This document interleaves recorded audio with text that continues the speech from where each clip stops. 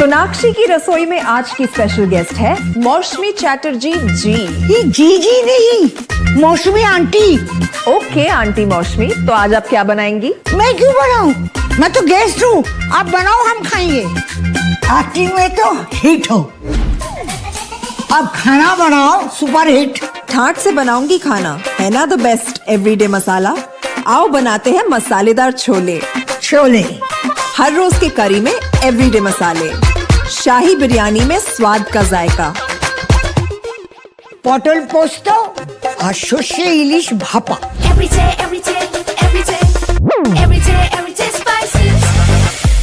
साफ मसाले, खुशबू और प्योर झाग, टेस्ट से भर दे हर जुबान पे स्वाद। एवरीडे मसाले, देश का स्वाद।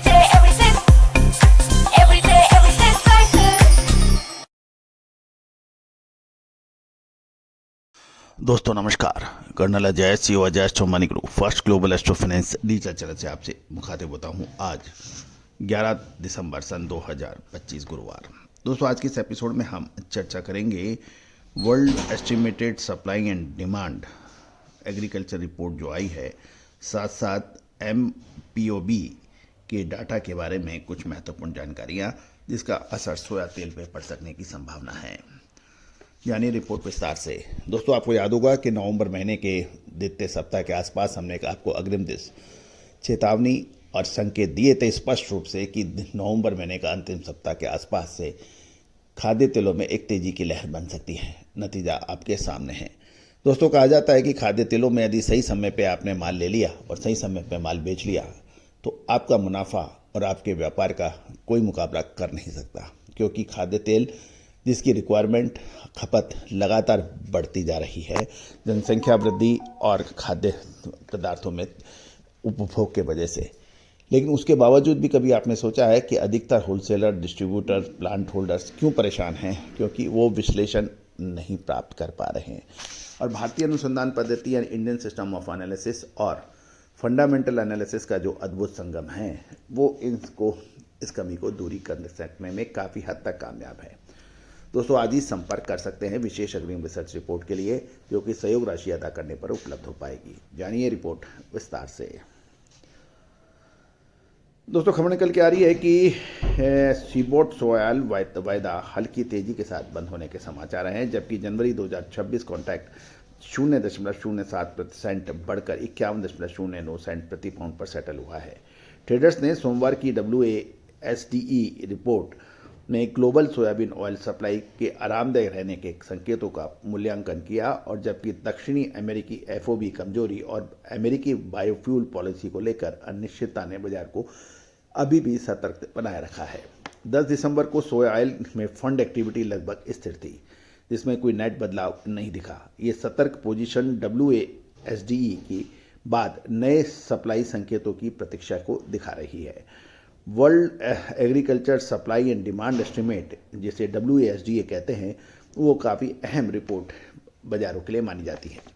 क्रूड ऑयल बुधवार को हल्की तेजी देखी गई। जनवरी WTI 21 सेंट यानी 0.36% बढ़कर $58.25 पर बंद हुआ, जबकि शुरुआती कारोबार में यह 2 हफ्ते के निचले स्तर को छू चुका था। बाद में अमेरिकन बलों द्वारा एक प्रतिबंधित वेनेजुलाई तेल टैंकर को पकड़ने की खबर ने तेल बाजार को सहारा दिया, और लेकिन गैसोलीन का वायदा 4.75 साल के निचले स्तर तक गिरने से दबाव देखा गया। आइस कैनोला वायदा लगातार 9वें सत्र में कमजोर रहा। जनवरी कैनोला $4.50 गिरकर $615.40 प्रति टन, और मार्च $5 गिरकर $626 पर बंद हुआ। चीन द्वारा कैनेडी कैनोला खरीद से दूरी और रिकॉर्ड कैनेडियन उत्पादन ने बाजारों में मंदी का रुख बनाया रखा है। यूरोनेक्स रेपसीड वायदा बुधवार को मजबूती दिखी। फरवरी 2026 कॉन्ट्रैक्ट 4.75 यूरो बढ़कर 476.50 यूरो प्रति टन पे बंद हुआ। हल्की short covering European oil seed sentiment ने सपोर्ट दिया। अब डलियन वेज मार्केट की बात कर लेते हैं, यानी चीन की।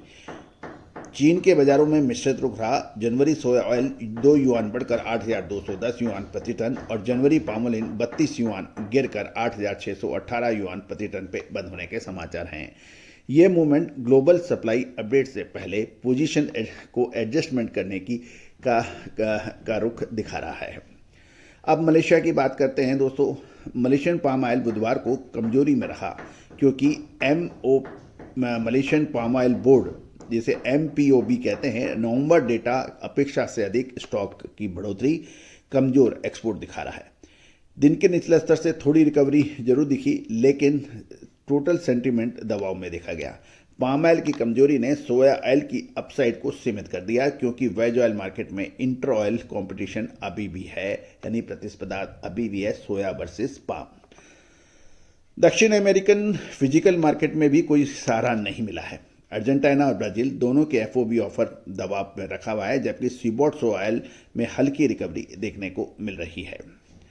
अर्जेंटीना ने फरवरी मार्च के खरीदारों की रुचि सीमित रूप से बेहतर थी, जबकि ब्राजील ने फॉरवर्ड डिस्काउंट बढ़ाए हैं, पाम ऑयल को कंपटीशन बना दिया है और सीमित खरीदार रुचि के चलते क्षेत्रीय मूलभूत स्थिति कमजोर है।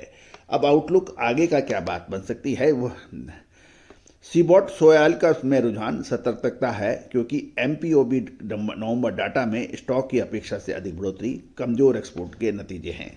वेज ऑयल कॉम्प्लेक्स पर दबाव बना हुआ है। दक्षिण अमेरिका की FOB दबाव और पाम ऑयल की मजबूत प्रतिस्पर्धा सोया ऑयल की निकट अपसाइड को सीमित कर रही है।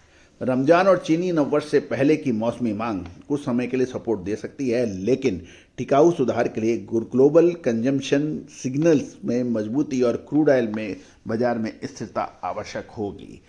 MPOB डेटा के बाद बाजार की नज़र अमेरिकी पॉलिसी संकेतों पर है, जहां EPA का लंबित 2026 RFS अपडेट, जो वर्तमान में अंडर न्यायिक समीक्षा में है, सोया ऑयल व्यापक वेज ऑयल के बाजारों के लिए अगला प्रमुख ट्रिगर बन के उभर सकता है। दोस्तों, अब महत्वपूर्ण यही है कि समय क्या कहता है, कमेंट्री क्या कहती है। बाहर से कमेंटेटर बड़ी बातें करते हैं, लेकिन जब 140 किलोमीटर की रफ्तार से गेंद आती है तो किसी भी बल्लेबाज के लिए बहुत सीमित सेकंड होते हैं निर्णय बॉल छोड़ना या हिट करना।